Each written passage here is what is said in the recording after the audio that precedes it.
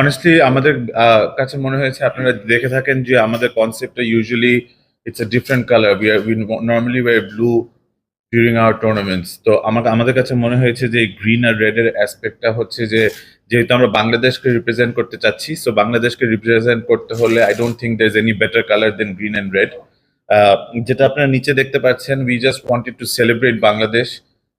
We look forward to a great future. We আমরা আমরা চাই যে বাংলাদেশ আরো সুন্দর উজ্জ্বল ভবিষ্যৎ হোক। সো আমরা চাই যে এভাবে করে বাংলাদেশের পতাকা দিয়ে এতগুলো আহ, লোককে দিয়ে we just wanted to show যে আমরা we are not only representing Rangpur, এবার ইনশাল্লাহ যখন আমরা গ্লোবাল খেলবো we will represent the whole of Bangladesh.